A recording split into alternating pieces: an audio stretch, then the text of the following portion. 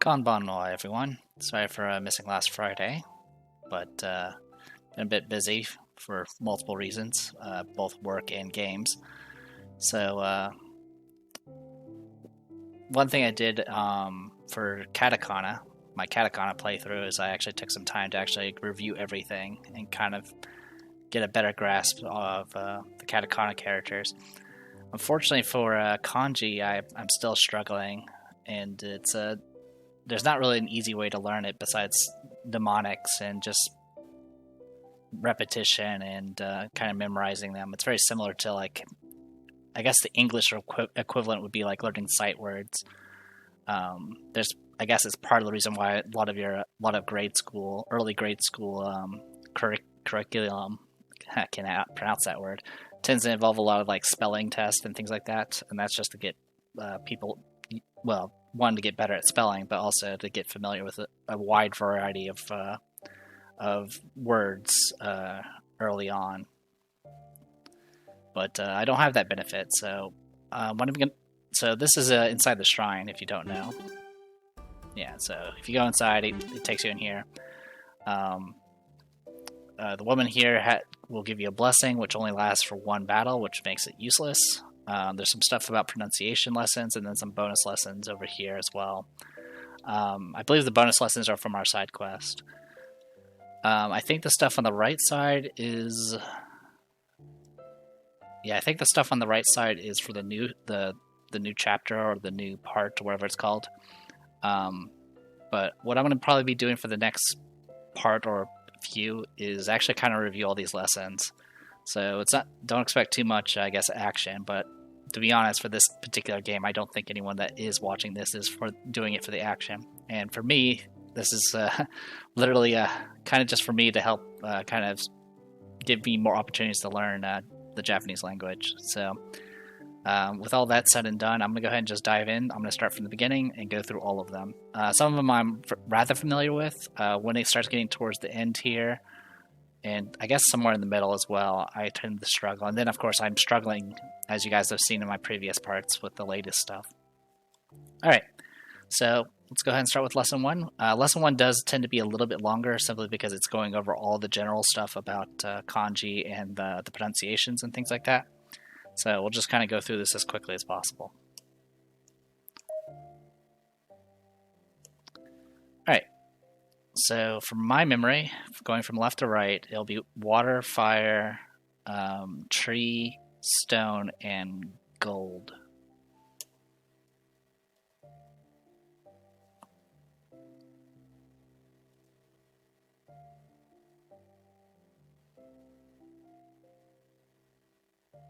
Okay, so that is water. I'm not going to go over the strokes or anything like that. We'll just continue. Anyway, the mnemonic for water is just thinking of water splashing out from a tap. And now it's going to go over the yeah. So usually you'll hear this as Mizu.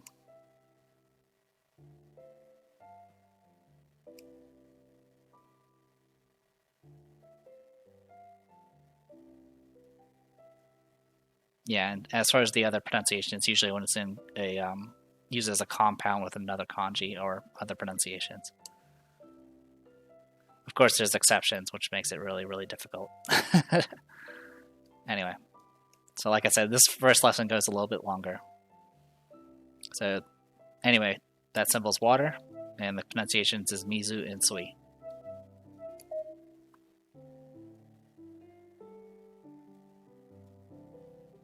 And here comes fire.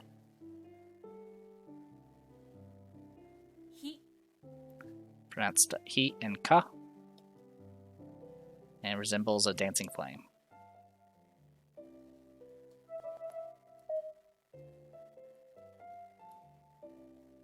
Alright, this is tree. Boku, I believe. So there's ki and ko, and then there's boku and moku. My Wanakani's been going over the Anyomi pronunciation, so I've been knowing it as moku.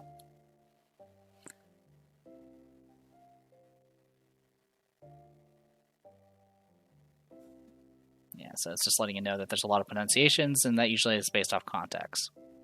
Again, making things even more difficult. Anyway, tree represents tree. Kiko, Boku, Moku.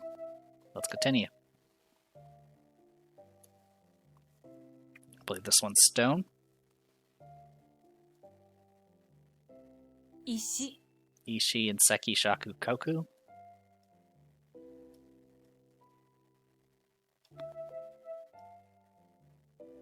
Oh, I didn't go over the actual. The shape resembles a stone resting below a cliff. Anyway, stone, Ishi, Seki, Shaku, Koku. And here's gold.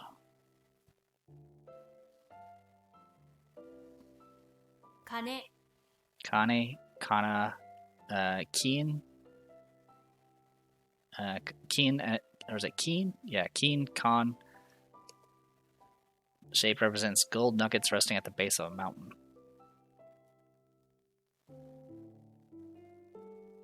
So gold also represents money. Kane, Kana. Sorry, Kane, Kana, Keen, Kan.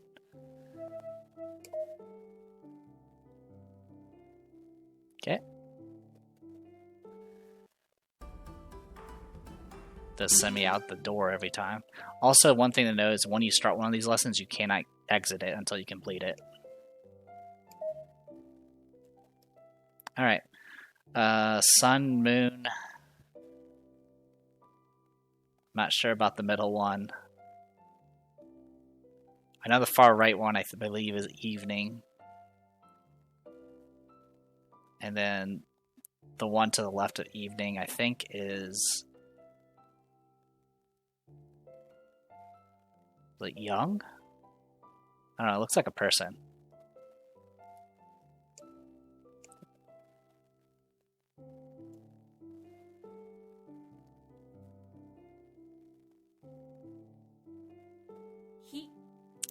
So, day, sun, heat, beat, nichi, jitsu. Shape of sun resembles an open window looking at the day outside.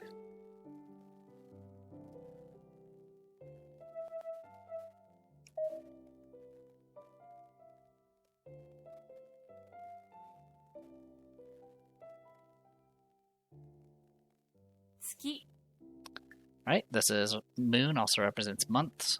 Suki, Getsu, Gatsu, written with 4 strokes. The shape of the left curve in moon resembles a crescent moon.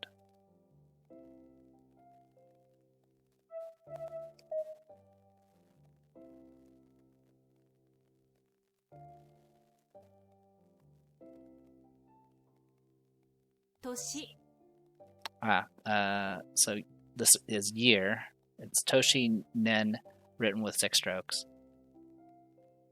So I believe the symbol that comes after it, the one that looks like a person, I believe that one's early. But we'll find out soon enough. Year. The lower shape of year resembles a well. It is also similar to the kanji used for the word well. With this in mind, we say visit the well every year. Kind of resembles a well. Is it okay? So, Toshi Nen. It is year.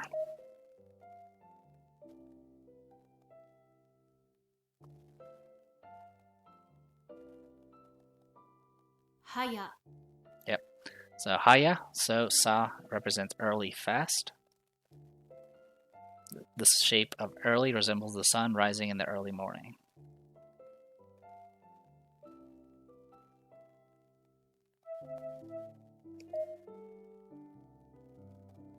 And this one should be evening.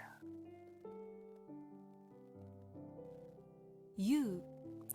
Evening, Yu, Seki. The shape of the shape of evening resembles the moon rising in the evening. It's a similar image to moon, so try not to confuse them.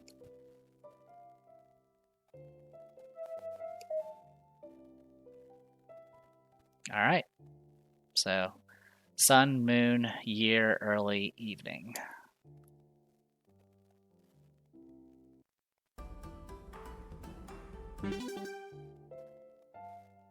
Alright, time to go through numbers.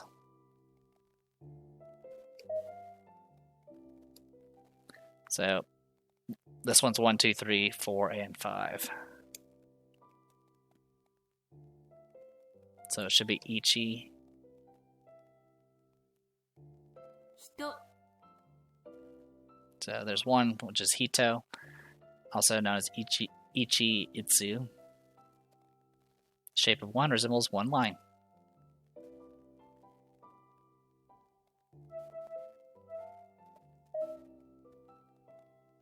Next is Ni, also known as 2, 蓋 also known as, you can also pronounce it as Futa. So the shape of 2 resembles 2 lines. Alright. I believe next is... Well, I know it's 3. Is it San? み No. Oh yeah, it is San. So that's the other pronunciation. So 3, Mi, San, written with 3 strokes. Resembles 3 lines. Alright.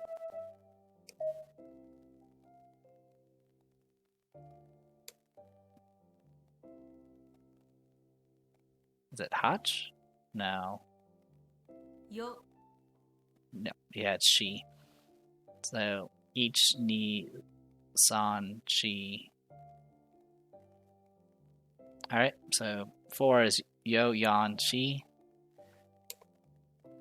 The shape of 4 resembles a square, which has 4 lines. Not to be confused with all the other symbols that have squares. Alright, this is 5. Each ni, いつ so it's go. Okay, so 5 is itsu, or go. So each ni, san, I forgot 4 already, and then it goes to go. Although it's written with just 4 strokes, you can imagine the kanji is composed of 5 straight lines.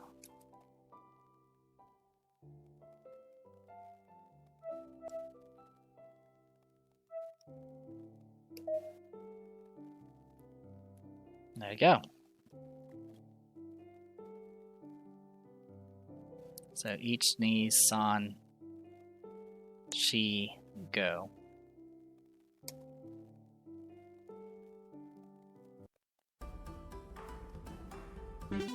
Yeah, it's a little annoying you have to go all the way back in.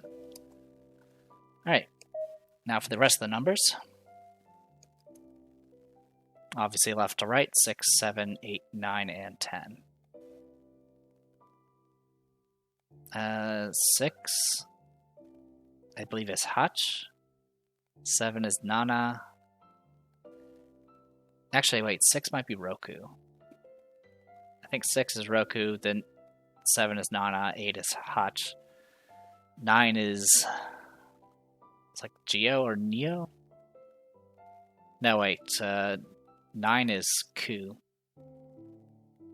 Or Ko, I think. Oh well.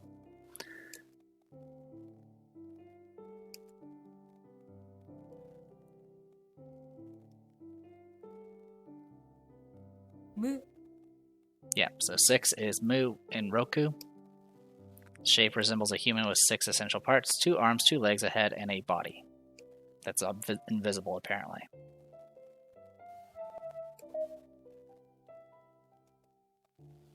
Seven, which should be Nana. 7 Yeah, Nana. Shichi, written with 2 strokes. In most cases, when you're using 7, you usually use the Konyomi pronunciation because Shichi has some associations, I believe, with death or something, so you usually don't want to create confusion. The shape of 7 resembles an upside down 7.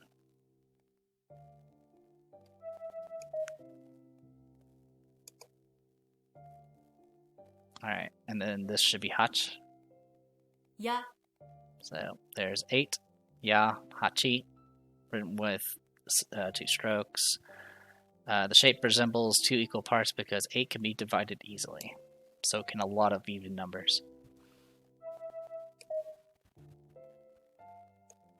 Alright, so this is 9. ここの Yeah, ku, that's right. So this is 9, koko no, ku, kyu. Written with 2 strokes. The shape of 9 resembles the kanji of 10, using a walking stick. So we say an imperfect 10 is only worth 9.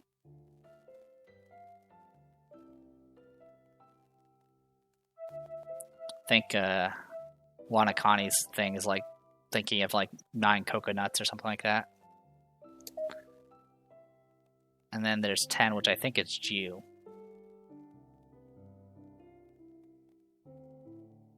To Yeah, so 10, which is To, Ju, Ji, written with 2 strokes. The shape of 10 resembles the letter T, spelling out the word 10.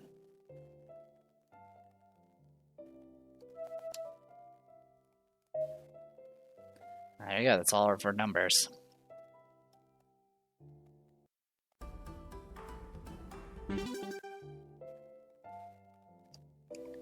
Alright, so the symbol that I can see right there is up, so probably going to be up, down, left, and right. Yep, so that's up, down, left, right, middle.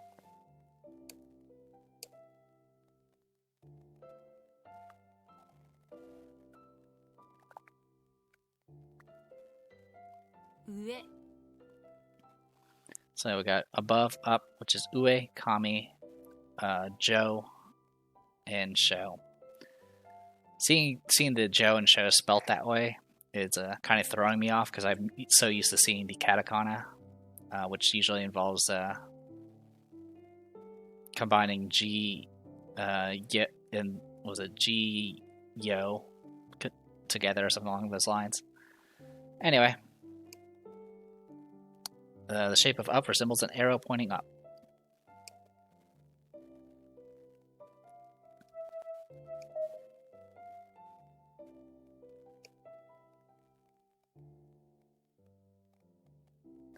Is it like ka or ku? 下 Yeah.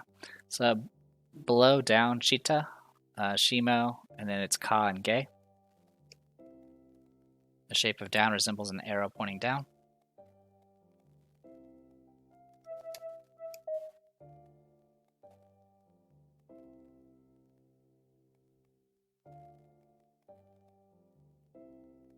Hidari Hidari, which is left. Also, you can pronounce it as sa. Remember left with the phrase, use your left hand to shield your eyes from the sun. Okay.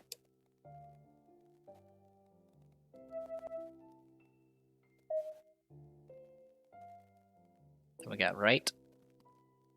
Not to be confused with stone.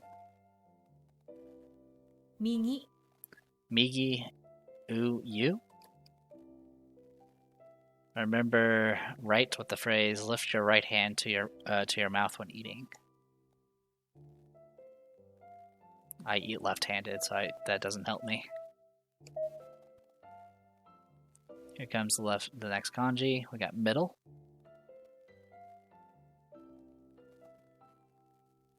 Naka Naka, uchi, chu. Inside middle.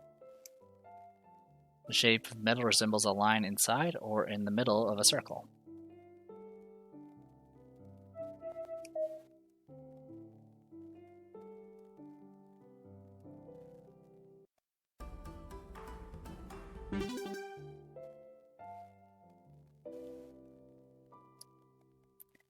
Not sure about the symbol that's there.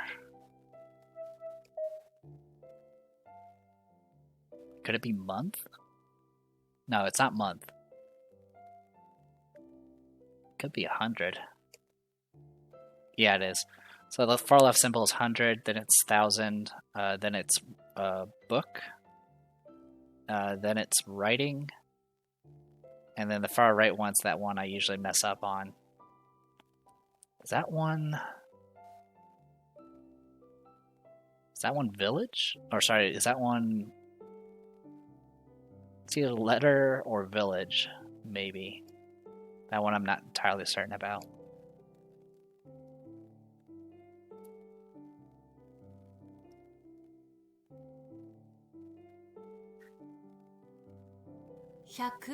Yep. So, hyaku, byaku, 100. I'm pretty sure it said the wrong pronunciation verbally. The kanji is not normally represented with a kunyomi reading. Otherwise, it's momo. Hyaku. The shape of 100 is made of 2 kanji, 1 meaning 1, and white meaning white. Use this, a bowl of white rice has 100 grains.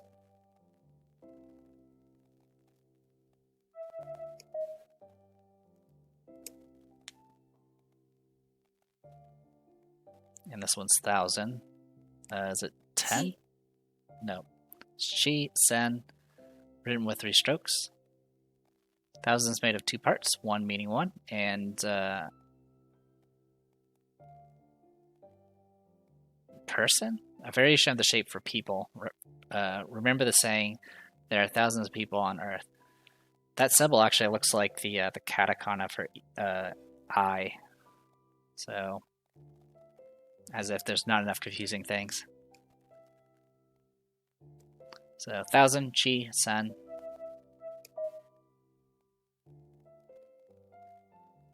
Alright, and this one's book. Moto. Yeah, moto. And then hon, written with 5 strokes. Since book is very similar to tree, you can imagine the kanji as a tree getting cut down in order to make a book.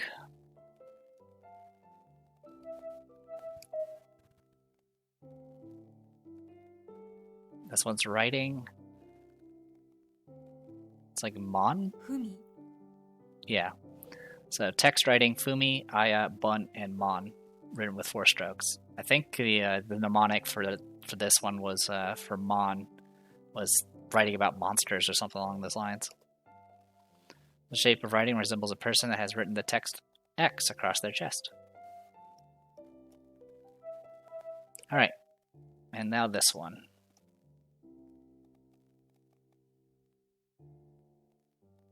It's a thing above the child symbol. Aza. Okay. Oh, it's both, so it's letter and village. So aza, G, written with 6 strokes. The shape of letter contains the kanji child, which meaning child. Remember this kanji with the saying, the child studies letters underneath the roof. Alright. We'll do one more, and then we'll probably call it, and I'll continue the rest of them next time.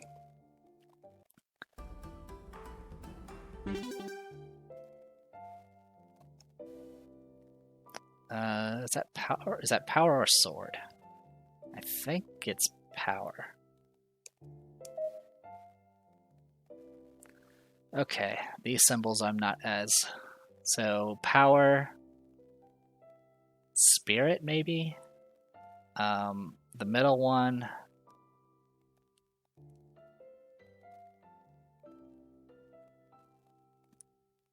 Could it be cow? I don't know. And then the symbol after that, I honestly don't remember. And then the far right one is stand.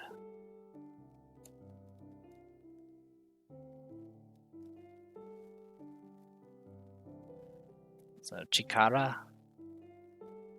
Chikara. Power, strength, chikara. Also riki and ryoku as the other pronunciations.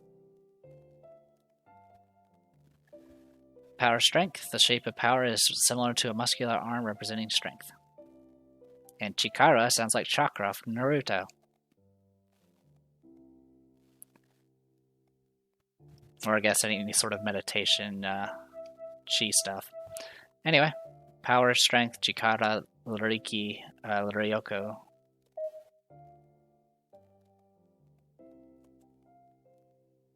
So yeah, my assumption here is spirit. Iki. Yeah, so spirit, mind, air, iki, ki, k, written with 6 strokes.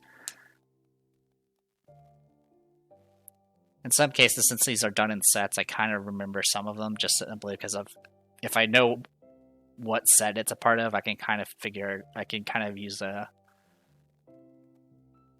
what's it called? I just know what my options are essentially. Spirit, mind, air. The shape of spirit looks like vapors radiating from the subject X. The vapors represent spirits or air. I see.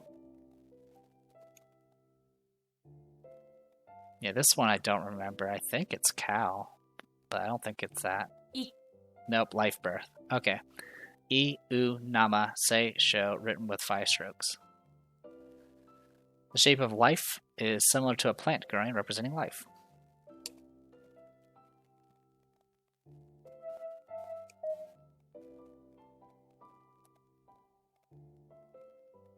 Yeah, this one I don't remember. Yasu. Alright, rest, day off. Yasu, Q. The shape of rest resembles a person resting against a tree. Oh, right, because that left symbol is supposed to be a person, and then the one on the right, of course, is tree. I see. Here comes the next kanji. So this one should be stand. I don't remember the pronunciation, though. Ta. Alright, so stand rise, which is ta, ritsu, written with 5 strokes. Stand rise, the shape of stand resembles a person standing.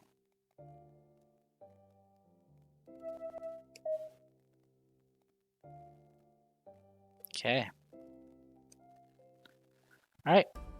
Sorry if it's a little uneventful. Like I said, I just needed this opportunity to kind of review. We'll go through the next set next time.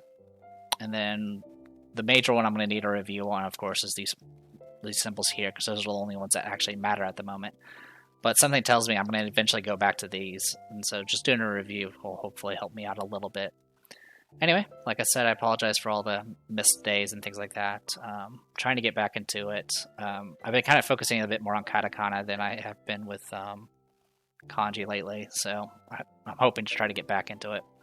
Anyway, I'm the Depressed Dior. This was Learn Japanese to Survive, Kanji Combat. See you guys later.